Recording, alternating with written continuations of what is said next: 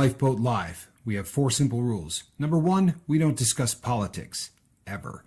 Number 2, this is not a religious channel, and while you might hear people say, God bless you, or I'm going to pray for you, or I wouldn't have gotten through this without my faith, that's fine.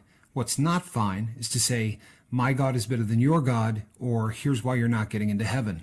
It's not going to fly. Number 3, we believe wholeheartedly if you can't control your tongue, then you can't control your life. So while on board, there's not going to be any cursing in the live chat, period. And number 4, there is no room for mean people on the lifeboat. Because we discuss very sensitive things from people's past in our group setting, we got to protect those people. The only way they feel confident and comfortable discussing those things is in an environment that is free of trolls and mean people. So if you're a mean person or you're a troll, we're going to block you for life. And if your account happens to be less than 24 hours old, we're probably a little suspicious right from the word go. Why? Well, because there are people in this world who enjoy being cruel solely for the sake of being cruel. It's not going to fly here. But if you're here because you're trying to get sober and live your best life, then you might find that the lifeboat is just that, a lifeboat.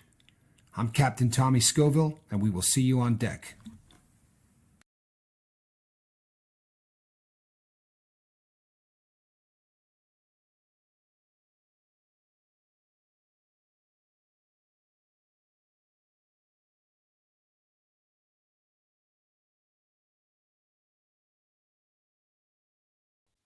Hey everybody, I'm Captain Tommy Scoville, and you're on the lifeboat.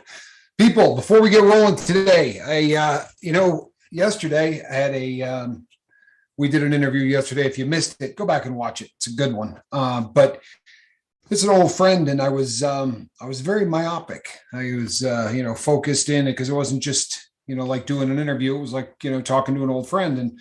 And apparently there were, people made some donations yesterday. I appreciate that. I really do. And didn't address it yesterday. And that's just awful. So I wanted to take the time to thank everybody. I really do appreciate that. It's kind, and it means a lot to me. It really does. So I apologize for not, being sort of in the moment yesterday and actually seeing it while it was happening. So I could have, really done a more proper job of thanking you, but I do really appreciate that.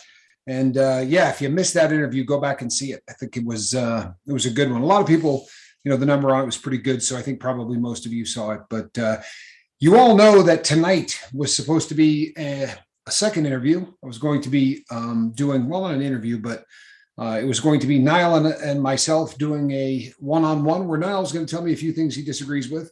And I'm telling you, I was looking forward to that. But unfortunately, Niall had a family emergency. His mom has taken ill. It was something cardiac related. And the last correspondence I got from him, apparently she's okay. But he doesn't live in the same city as his mother. So he went with family to go up and see her. And, he said, wanted me to pass on the apologies to the whole crew. I said, don't be silly, obviously. But he said, that he hopes that we would have an opportunity to do it later, and we absolutely will. I am very, very much looking forward to doing a little one-on-one with Niall. When the two of us do that, it's usually pretty interesting stuff. That being said, some thoughts and prayers for Niall's mom probably be a nice thing. I think Alan Ballantyne just said that right as I was saying it. Yeah, some thoughts and prayers for Niall's mom would be a good thing. Niall has really become such a big part, an integral part of the Lifeboat family here, the crew. And if you've been around long enough to remember when Niall first came to the boat, it was a very rocky start, and it goes to show you, people, that we all can learn to get along and to all be on the same page, so to speak. Even when we disagree, we can all be on the same page. And Niall and myself, and the relationship that we have built is a perfect example of that, because it's not one of those situations where we got off to a bad start and now I tolerate him. we got off to a bad start, and I love him. I really do. He's just a great guy and just a razor sharp intellect, and the perspective that he brings to the subject matter is just it's solid gold. So looking forward to that, and hopefully his mom makes a speedy recovery. We'll have Niall lined up. Hopefully next week we get that taken care of. Good to see you, M. Hunt. I'm glad you're here. Excellent to see you, and everybody else. We're happy that you're here, especially on a Friday night. There's a lot of things that people could be doing on Friday night. So anytime we're here and we see people on the boat, it means an awful lot to us.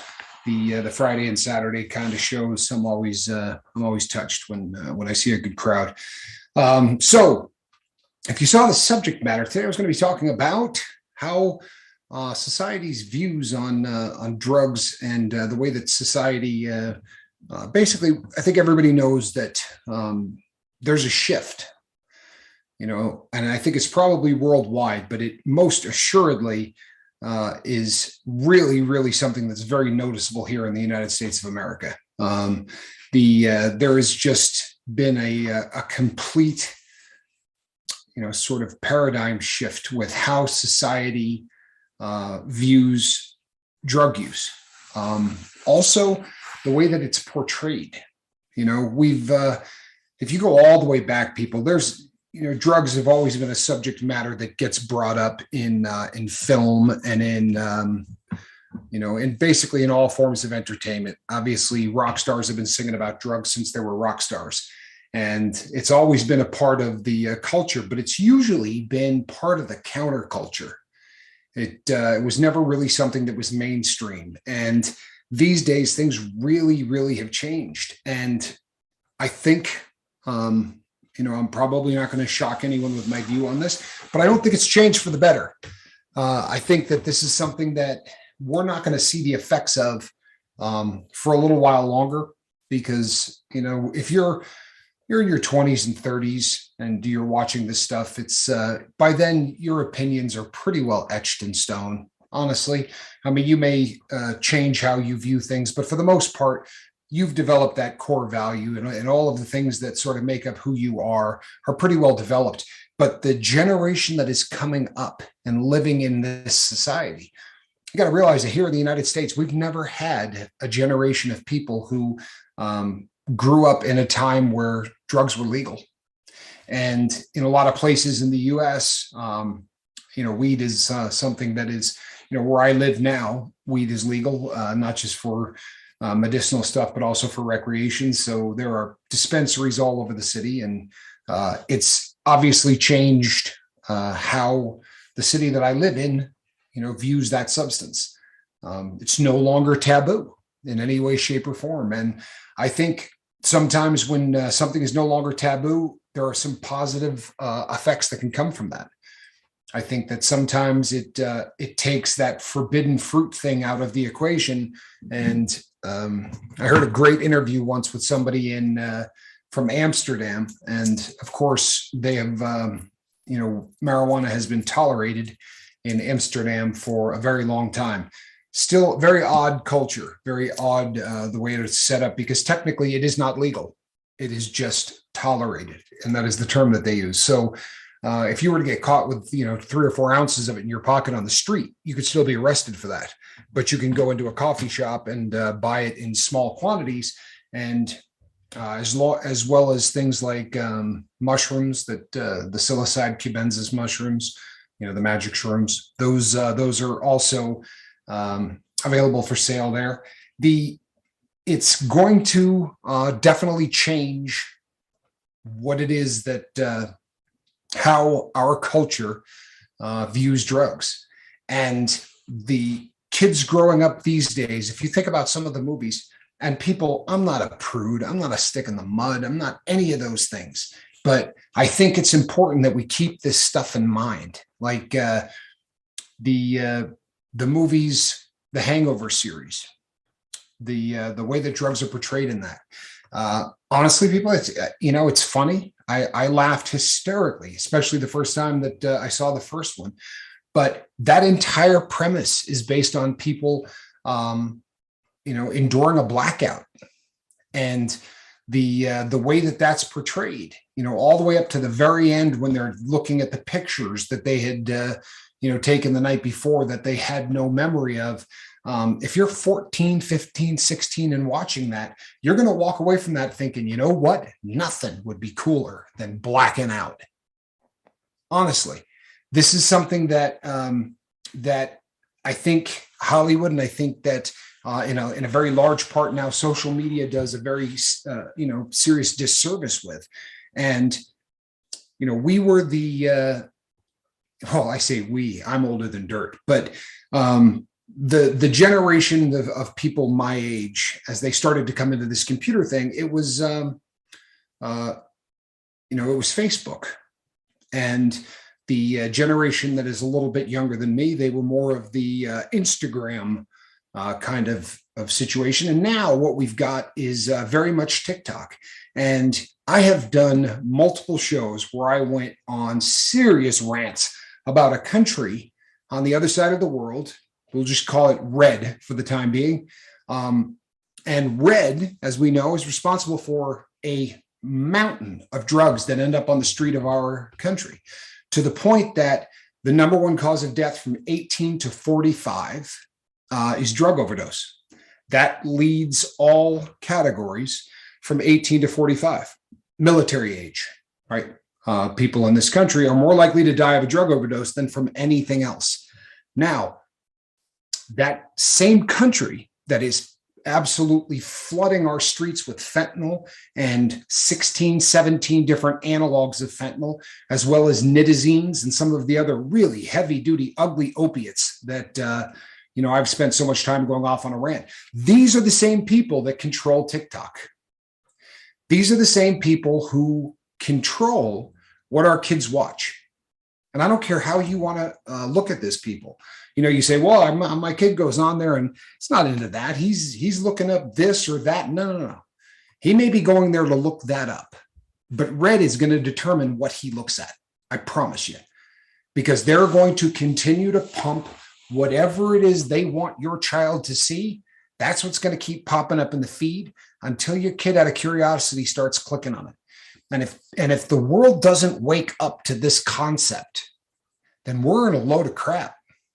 I promise you, this is going to get considerably worse. And I have been beating this drum now for the 7 or 8 months that I've been at the helm of the Lifeboat, right? This is something I'm sure you're all sick of hearing, but it really is something that needs to be addressed. The people who are flooding our streets with dope are determining what our children look at. If you were trying to take this country out, would you not make sure that kids also looked at things that were related to the substances that you were getting ready to pump into the street? Would you not make drugs look fun? Would you not make it look like the greatest party of all time? You would choose so that the things that were portrayed about drugs don't show things like suffering. The number of films that really portray what drugs do to people, right? The number of those that get made are minuscule. And there was a period of time in my life where my brother Johnny and I were writing screenplays, and we were doing everything within our power to try to get these things sold. Not an easy thing to do, by the way. Very, very difficult to sell a screenplay. But we did a mountain of research into what sells. And it is very, very seriously well known throughout the entire sort of Hollywood culture, that if you make a movie about someone who is really strung out on dope, there are not very many movie companies that want to touch it, unless of course it's funny. But to show somebody, you make a movie about a heroin addict that really kind of documents what that's really like, they're not likely to touch it, because obviously those aren't feel-good films. If you've ever seen the movie Trainspotting, it's not a film you walk away from going, boy, that was a lot of fun, right? It is a very, very intense film. It is very, very serious, realistic look at, at what heroin is like. I'm trying to read this here. Oh, Adam and Paul. I don't know if you've ever seen that film. Very, very hard, nasty, graphic look at at heroin addiction. Oddly enough, also takes place in Ireland, which is where Train Spotting takes place. These are made by very small movie houses. Now, they may get picked up later on by the big ones once they start to become popular. And once people start watching these things, a lot of times they'll get bought out. And the larger houses will then start doing things to push them along. But for the most part, these aren't films that are getting made. And it's cut and dried why. They want to portray drugs in a certain light. And Hollywood makes drugs seem very, very recreational. And if you've been on the boat for any length of time, you have heard my view on, you probably have heard my view on the term recreational drug use, right? It's not a term I love, right? I'm not a huge fan of the term recreational drug use for obvious reasons. It's one more layer of how society views drugs, right? People say, well, I use drugs recreationally. Recreationally, how does one use an illicit substance recreationally? Does that make any sense, honestly? And again, I did about a half a show on this once where I absolutely went off on it. But as you start looking at this in the totality, as you start really breaking this down, you can see that there is a very concerted effort to make the consumption of drugs and alcohol seem like it's a really, really good time. And if you don't think that this affects people in the ages of, say, 8 to 20, then you're crazy. You're absolutely crazy. If you don't see what this does to the younger generation as they watch this. I remember watching films growing up, and if there was drug use in the film, it was an instant hit. I mean, in our head, that was all it took. Looking at it, then to now, you could count on one hand the number of films that show drug use of any kind. Now, even if it's not part of what the film is about, there's usually a scene there wrapped, in so many of the comedies now, drugs are just an integral part of laughter. And I think it's doing a disservice to the younger generation that this is how drugs are being portrayed. And it's part of a larger softening, so to speak, of how we view this. And I'm torn, people. I mean, I'll be really honest with you. Mark and I have talked about this so many times, I can't tell you. And, we're torn. We really are. In a lot of ways, there's a real benefit to society realizing more about drugs. There is a real benefit to society viewing people who have a drug problem in a different light. And the softening of the attitudes towards drugs, I think it's criminal that we make up 4% of the population of the world, but we make up 80% of the population of the incarcerated people on the planet. Actually, I think that's the wrong number, but it's a ridiculous number. I think it's 26% of all incarcerated people on the planet are in the US, and we make up 4% of the population. So a great number of people are being incarcerated for basically nothing other than using drugs, instead of treating it as if this is a problem, of addiction. They treat it as a crime. And Mark and I talk about this. This is one of those subjects that we talk about when we see things like, they're really expanding needle exchange programs. And I don't think anyone logically can look at a needle exchange program and say, we'd be a lot better off if guys were just sharing needles. Right. And I don't think that there are too many people who have had a drug problem who think that there are people out there in the world who say, hey, there's a needle exchange on 5th Street. I think I'm going to start using drugs so that I can go get these needles, right? There's no chance in hell that these programs entice people to do drugs. And there's that kind of ridiculous debate that goes on about things like needle exchange programs.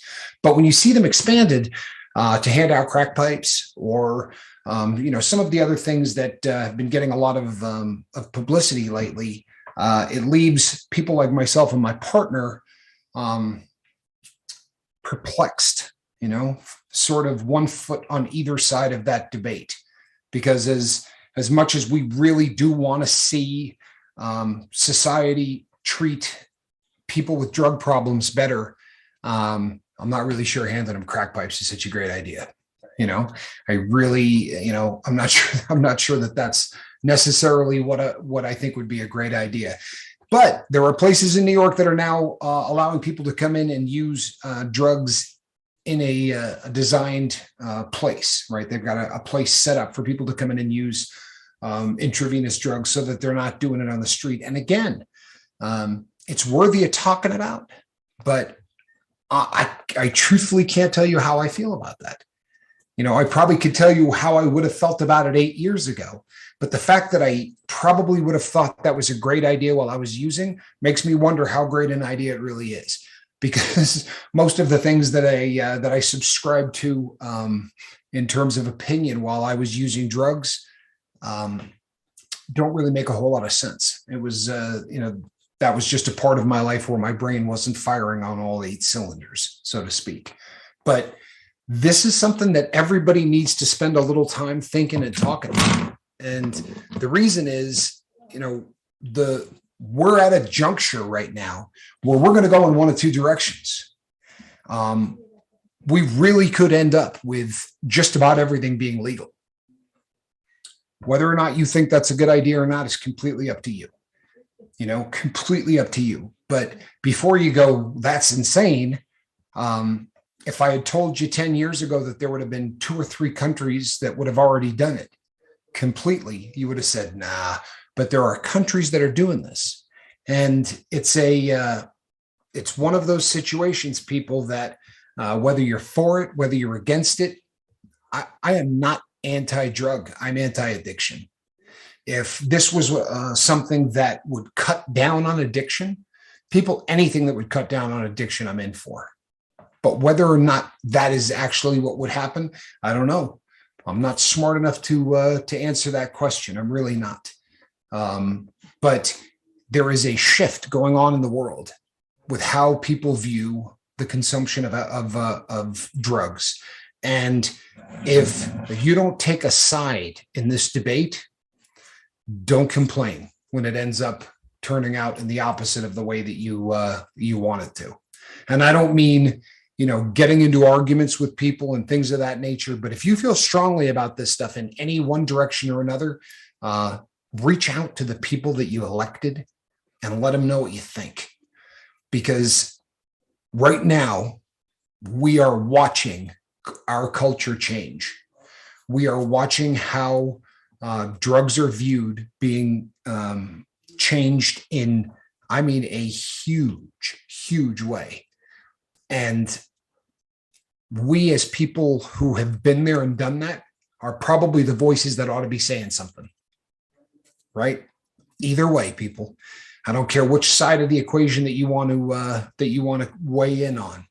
But if you think about this logically, how drugs are legislated from here on out are going to be legislated by people who might have smoked a joint at one point in their life, right? They may have even, done a line but they're never going to be, these laws aren't going to be written by people who have had drug problems. That's just probably not how it's going to go down. And our voices should probably be the loudest voices in this debate. But more often than not, people that have survived addiction aren't going to get involved. They're probably not going to step up to the plate and say something. And I find that frightening. I really do. I think that, Brandon, 70 days sober today. You remember when Brandon couldn't get to 26 days? Huh? Brandon, you are on the verge of, starting your 4th month. I am so proud of you, my brother. I really am. I could not be any more proud. That is absolutely awesome. 70 days. Yeah, he's doing it and he's doing it right. So today, people, when we got the message that Niall wasn't going to be coming on board, and that obviously we have to come up with subject matter every day. This is one that I have had in the hopper, right? I can't tell you how many times I will be right on the verge of texting that into Mark and then going, no, I'm not going to bring that up, because this is a subject that makes people angry. It really is. It's one of those subject matters that makes people, it brings out opinions and it brings out passions in people that, like very few other subjects. Hey, that's something to be proud of. Congrats, Brandon, and keep the trail rolling, baby. Yeah, I love it. That's exactly right, man. That is exactly right. We are all proud of you, Brandon. We really are. But one of the reasons that I will bring this up on the Lifeboat from time to time is because this is the kind of crew that could talk about a subject like this. Good Lord, try this somewhere else. Honestly, I've pointed in the past to the videos I've done on legalization, because I think this is the third time. This is technically, I'm not talking about legalization. I'm really talking about how things are changing in terms of the, just how society views the whole thing. But these are the videos that I always point to, because if you can have a group of people sort of debate this and do so without animosity, then you could talk about damn near anything. Arizona Raven says, speaking of crack pipes, replaced the sink in my bathroom, had been slow draining forever. Took a pipe apart, a broken pipe in there. All this time, 12 years. I got a story for that, Raven. This is, I was living at the last house that I was living at before I went to prison, and we were having trouble with the plumbing. And the previous house that I had lived in had bulletproof plumbing. And there were, 15, 20 times that I would hear a knock at the door and whatever I had went down the toilet. You know what I mean? Like, I had a probation officer. So if I was in there doing something wrong and I heard a knock on the door, the syringe or whatever I was working with would get flushed. Not a problem at the house that I used to live at.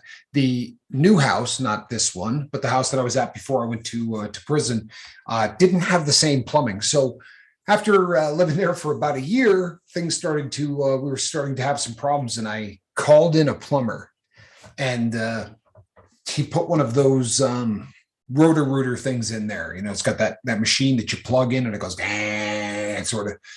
Well, that thing has a big, coiled ball on the end of it, and it grabs whatever the jam is. When this thing came out, it looked like something out of Nightmare on Elm Street. You know what I mean? It was like a Freddy Krueger kind of nightmare. There were maybe 16 syringes, and they were all jutting out at different angles. And the look on this guy's face, if I live to be 1,000, I will absolutely never forget it. I mean, he looked at me like, you degenerate loser. And I remember trying to play this off, and I was like, good Lord, are those syringes? He goes, yeah, don't. But he was having no part of it. He was like, no, don't. Not today. Don't do it. He's like, I'm not turning you in, but if you continue to flush these things, I'll be back in, every couple of months to try to work this stuff out. But there was a good comment right before I started to talking about Raven. There was a comment in there from Jeffrey Canale that said 21 days, it takes to develop a habit. So at 70 days, Brandon, you know what I mean? You've basically tripled the amount of time it would take to turn what you're doing right now into a healthy habit. And I would say into a healthy addiction, because I know you're working out like a banshee, and people, it's a great living example of what we talk about all the time. You're going to have to change the things that you're doing. When you start getting sober, you're creating new memories. You're looking for those things that you weren't doing when you were using. And Brandon has said he's never worked out harder in his life. You know what I mean? He said he was an absolute animal with the workouts.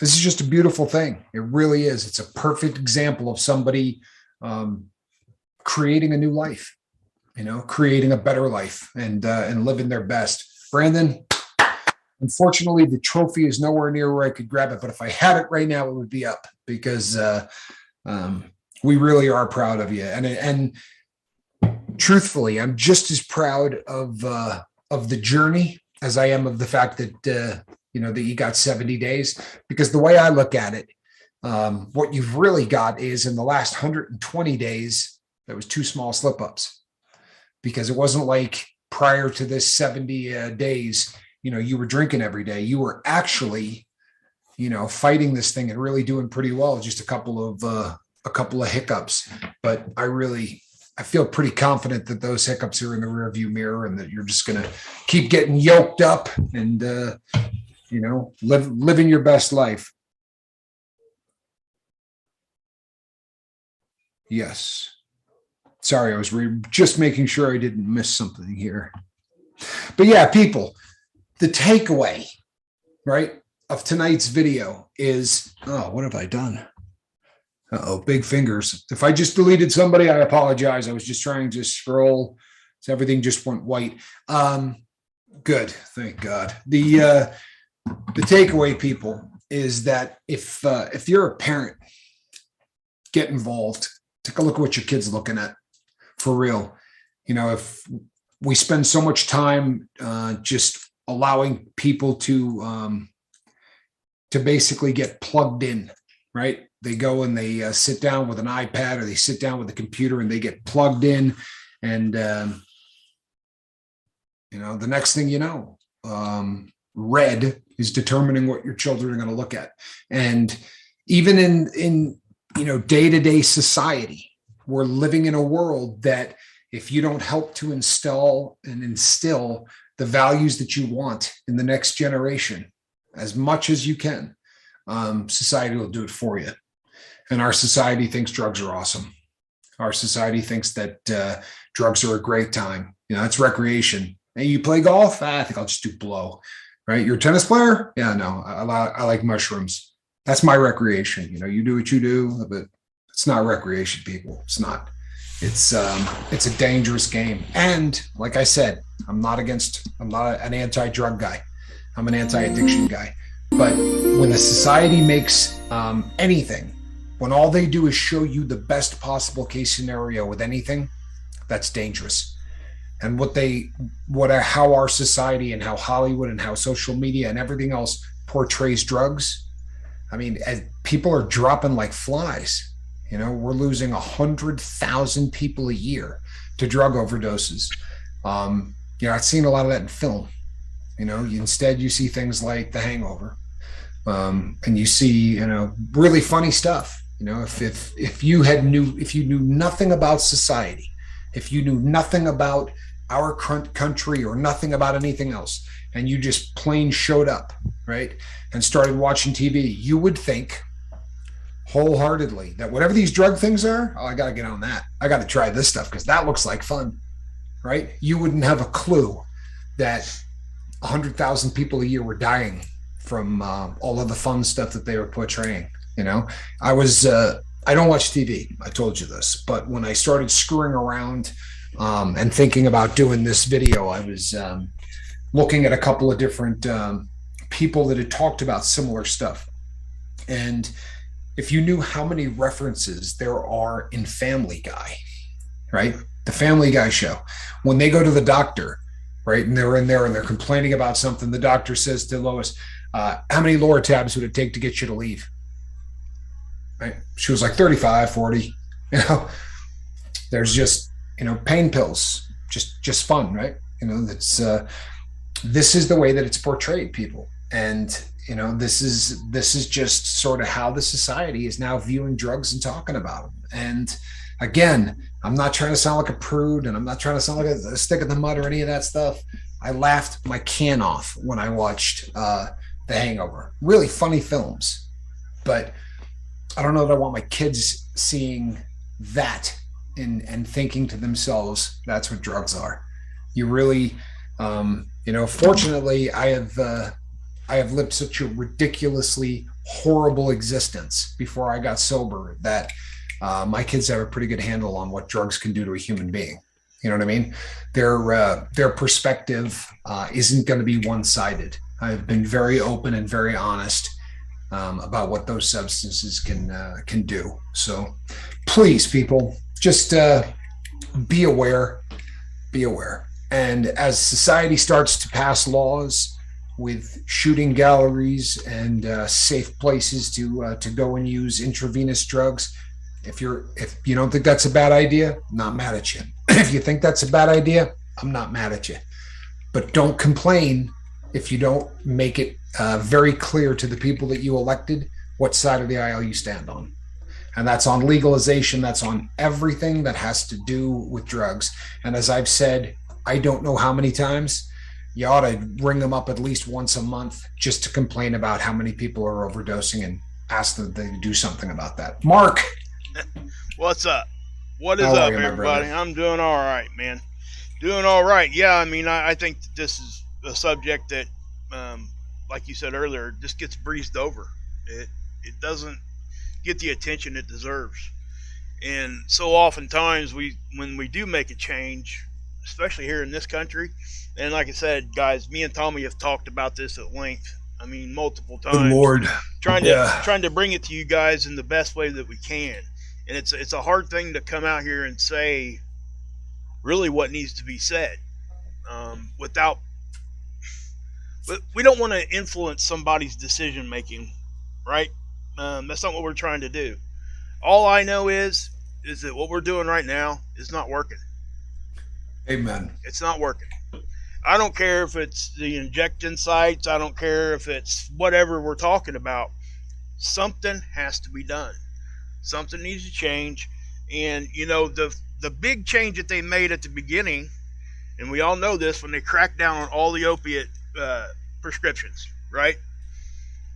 Well, they're finding out now, and now they're reversing back the other direction. So it's, you know, what are we doing? I mean, and there are, like Tommy was saying earlier, and when he was talking about there's countries in the world that have these safe injection sites. Alan typed in there, said that where he's at, I believe it's New Zealand, right? Am I correct there? Australia. Okay. Sorry, Alan. He said they've had safe injection rooms for years in his country. So what I'm saying is, why can't we go look at that data and see what the actual numbers are, if it's making a change, if it's doing this, if it's doing that, then you make those decisions, right? Yeah. Now like I said before, I've done some research and stuff on this quite extensively, and so has Tommy. And, you know, they opened an injection site in New York. And obviously, anytime you make a big change like that, there's going to be controversy. People are going to get mad. People are going to be happy. And the fact of the matter is, like Tommy said, I don't know where I fall on this subject. I really don't. It's a hard thing to like just be on one side. So what do? Well, we don't choose a side. What we do is we go look at what is actually happening, and then we try to make the best educated guess or decision that we can, given what we know. And like I said a minute ago, what we do know at this point is what we're doing now is not working. You know, do we want to try something to make it worse or better? And I threw a stat out there a couple of videos ago, and in the 70s, when they initiated like this big war on drugs, you know how many overdoses they had of heroin that year? 7,000. We are now how many years past that? And they were trying to stop it doing this and doing that. Obviously, whatever happened there, it made it worse. We are 100,000 people a year now. So what's the right answer? I don't know. I don't. But I do know that we have to make some sort of a change, whatever it is. We can't just sit on our hands here. I agree with you. People are dying. That's what's happening right now, is that they're sitting on their hands. Yeah, and I get that the rest of the world right now is a dump. Okay, I get it, and I know you guys got to understand that this, when you hear this subject brought up in the State of the Union address, it's an issue, and it did get kind of breezed over even in what he was saying. Okay, it was like 2 or 3 sentences and they moved on, right? Because there are a lot of important things going on around us right now. I get it, right? But we cannot just let this sit there and get forgotten, because that's what's going to happen. It's going to happen that way because people are going to get distracted, and it's just natural. Heck, I find myself doing the same thing. You know, I mean, it's a natural thing for all of us to do that kind of stuff. And, you know, especially when the world's going to crap. And so what happens there? Your numbers are going to get worse because the world's going to crap, and the addicts are just not even going to even try. They're just going to keep doing what they're doing. And what that does is, you know, we have problems talking to our kids about this subject. Well, now they're watching mommy and daddy not make any change at all. What's that do? It's another generation of kids coming up that are just going to be addicted. And that's exactly what happens. And it's become a revolving door of addicts that, you know, now they're having to open up more doors because there's so many of us. And I don't think necessarily that there were any less addicts back then. I just think that we're now talking about it and they're concentrating on certain things now. You know, people were back then were addicted to other stuff, okay? That if you want to talk about opiates, me and Tommy can talk about this all night long. You go into another drug, yes, we can talk about that too. But if I brought this point up too. Little House on the Prairie, Albert was addicted to morphine. Okay, this is something that was broadcasted in the early 80s, late 70s, early 80s on Little House on the Prairie. Okay, that was cutting edge stuff back then. Okay, and I would venture to say that would never even have been on TV if it hadn't have been for Michael Landon. You know, the man was very religious and all that, and he really pushed all that. And he stood his guns. And we could take an example from that. And we really should. We should stand wherever you believe. You don't have to believe how I believe. You don't have to believe how Tommy believes. That's why we're here. That's why we discuss things. We don't get mad at each other. We don't get offended so stinking easy that we can't even have a conversation. You know, and I know Tommy said this earlier, but we do go back to how Niall became part of the family here. Because it was very abrasive at first. On both sides. From all of us. Right? And now, like Tommy said, we love the dude. I mean, it's kind of, I only bring that up because it does put that in perspective a little bit.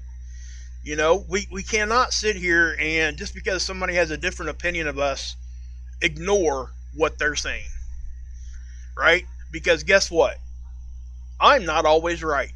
Neither's Tommy. So what happens in that aspect? You know? We got to have other people out there talking. We got to. The biggest thing is to not let this go silent. And I really do believe that given our world environment right now, geopolitically, that this is going to keep getting pushed and pushed towards the back. And we can't let that happen. We can't.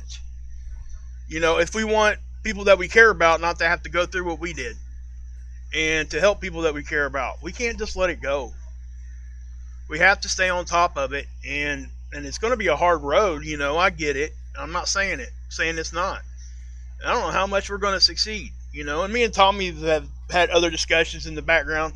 And there's actually a compromise, and I'm not going to talk about that right now, but there is a compromise, and me and Tommy's been talking about it. So it's one of those things that, you know, you got to, well, I guess even like over what they're doing now over there in the war zone, doing the negotiation type of thing. You have to be able to give a little bit to get more.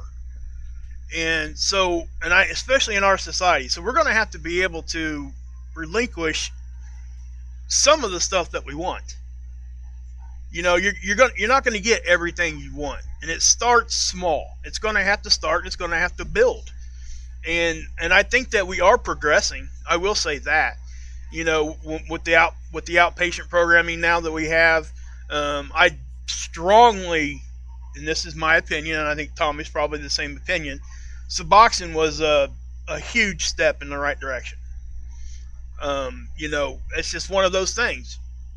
You know, I'm not going to sit here and say it's not, because that's what I believe. Now, you don't have to agree with me, and I'm not going to be mad at you. It's all good.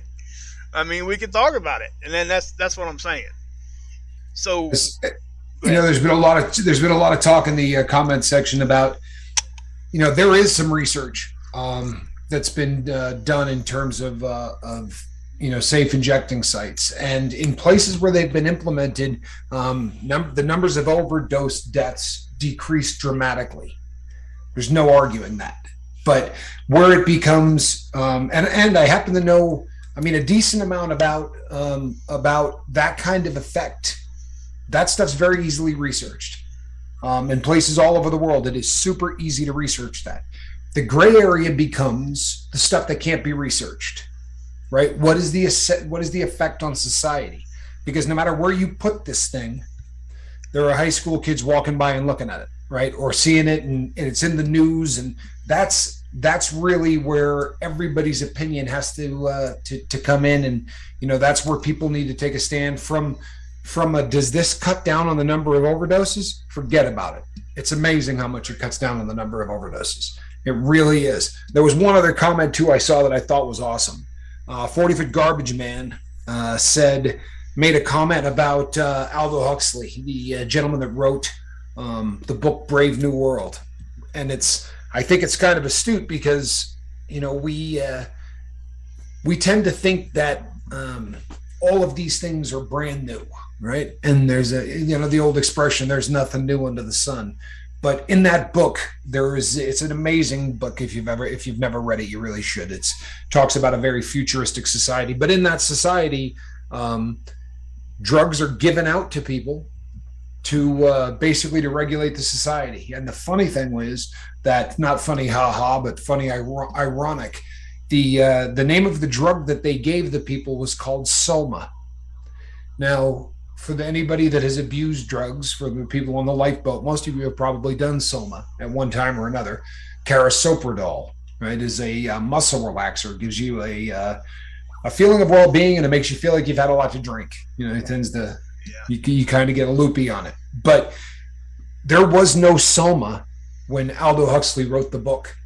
The people that came out with Carisoprodol realized that name was not trademarked and named their muscle relaxer Soma based on that name from the book. But they had in the book, there were billboards, take a Soma holiday. Yeah, they scabbed it. They took it. That's what happened. Yeah. Yeah, they exactly. Yeah. They pilfered it. Yeah. And if they didn't, somebody else would have. Yep. Because there was instant name brand recognition for something that hadn't been there before. But I think 40-foot, great comment, because that's pretty astute, because that really is, that was like the first references to recreational, drug use before anyone was using that term. Huxley was writing about it in Brave New World. It was, and guys, Tommy said it's some of the stuff that we talk about with the numbers is very easily researched, right? It's at our fingertips. Right here, look. It's on our phone. You could do it right really, really quick with a Google search. Just get some, basic numbers. Now, you can dig deeper, and that's what I've done, and that's what Tommy's done, and that's what takes the time to really get into like the meat of what the actual numbers are, right? Now, on the surface, I can tell you this, that when they put that first injection site in New York, this was what, Tommy, a month or two ago? Yeah, it's been very, very recent. The first week, they saved 15 people at that one site. Okay, now, I know that sounds like a good thing, right? And it is a good thing, because now those people have a chance now to get their moment of clarity. And that's the whole point.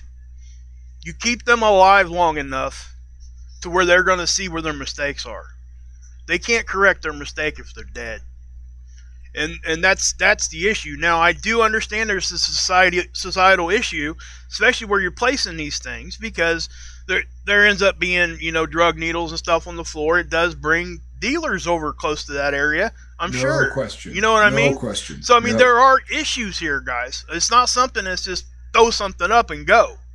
Now, I would be really interested to hear, especially what Alan was talking about earlier, because I don't know the numbers on what over there, but now we have good numbers from Canada. Yeah. There's multiple sites in Canada now that are doing this. Okay. In fact, there are sites in Canada that have taken it a step further.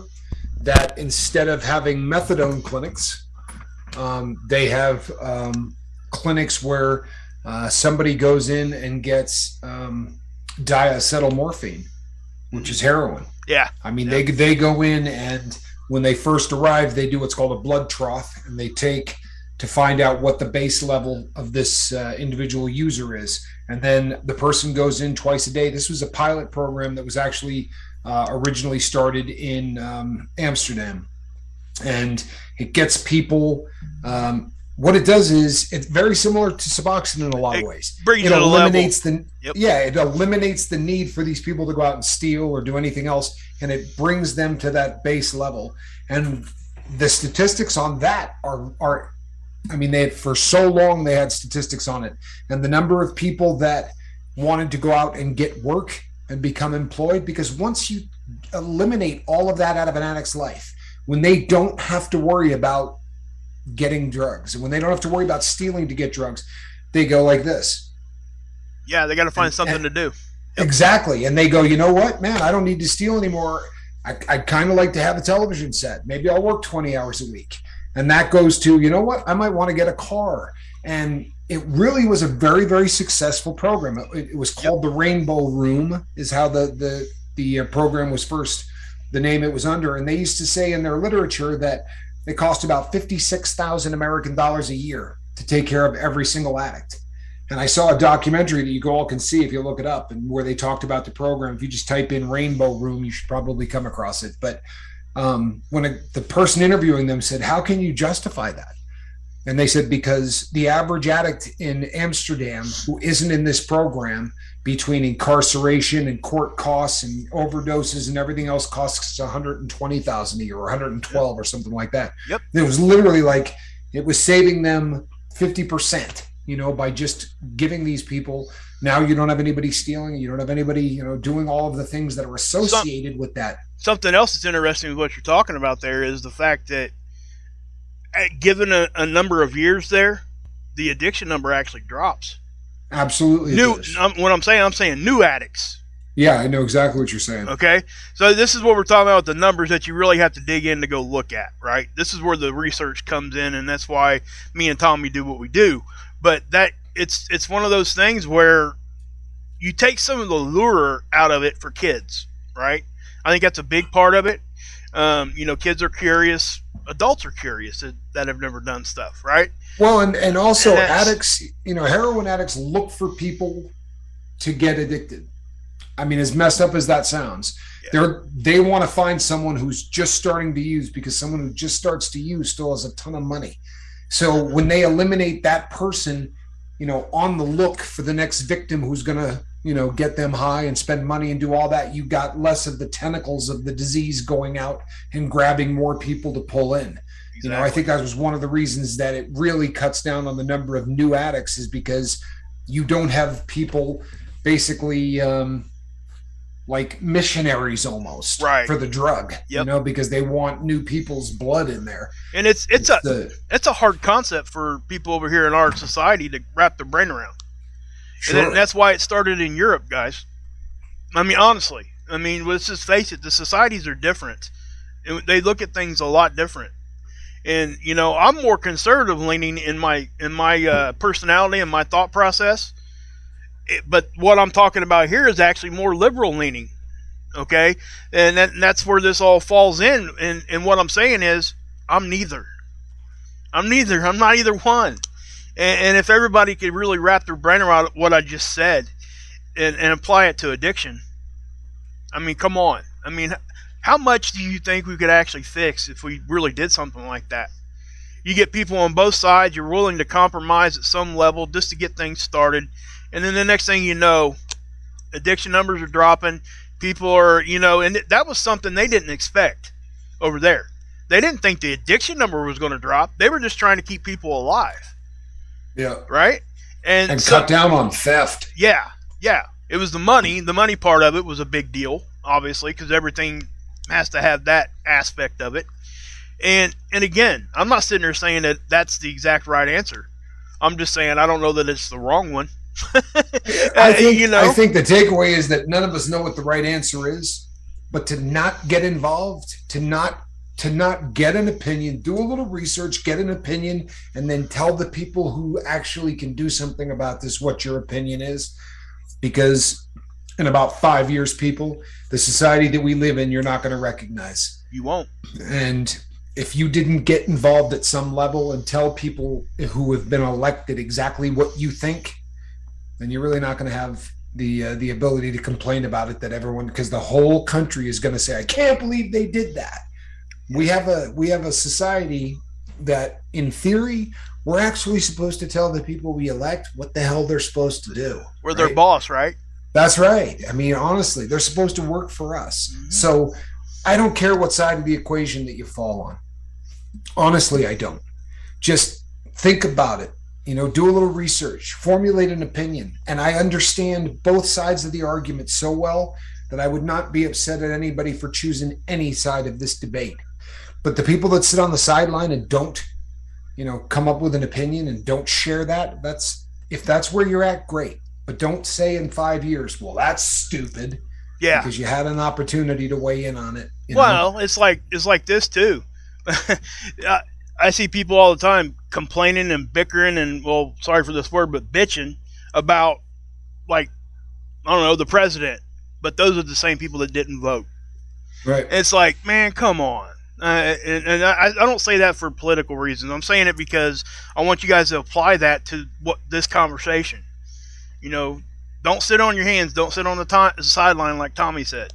You got to get out there. You got to be able to, even if it's in your own house, guys. Okay, talk about this. I mean, just in your own. That's all we can control, anyways. Our little micro environment, and that in turn turns into the macro environment, and things grow. Just as much as the negative tentacles go out, the positives will too. And so that's where the fight comes in, and we got to win it. I mean, there's no option there. If we don't, what's the other option? Well, I guess we just all turn to crap, and that we're done. 500,000 people dead a year instead of 100,000. Exactly. It's only going up. Guys, if you could, I may post a poll in the community tab. Me and Tommy really want to know what you guys want to talk about. Give us some subjects that you guys are interested in hearing about or have questions about. I mean, you can get as specific or be as broad as you want, but give us things we've done already that you want to hear again, anything like that, because we've never done this, and the more input we get from you, the better the show is going to be. Yeah, we just want you guys to get get something out of it, and I think that's the best way to do it, is just to ask what you guys want to hear about. Obviously, we're going to have our own stuff too, but I just want, we're trying to get some ideas from you guys. It's not like we're running out of ideas, because it's an endless thing for me. I'm sure it is for Tommy too. But we do tend to go back to some of the more important ones because we just need refreshed. So anyway, I just wanted to put that out there. So this brings us to the top of the hour, people. We will be back at the same bat time, same bat channel, doing the same bat thing tomorrow night. I promise you, we will be here. Between now and then, people, reach out and try to save somebody, because this world needs it. Right, this subject matter that we just talked about, that should probably hammer it home. We're in a place right now in the world, not just in this country, where we're losing people, and we're losing them fast. Reach out and try to save somebody. It's the right thing to do. I am Captain Tommy Scoville, and on the other side of the glass, Mark Wages. Hey, one more thing, guys. I'm going to be on Mark Fugel here in about 15 minutes. Come watch. And this, people, that's a cat in a basket. She's back. All righty, everybody. We love you. God bless.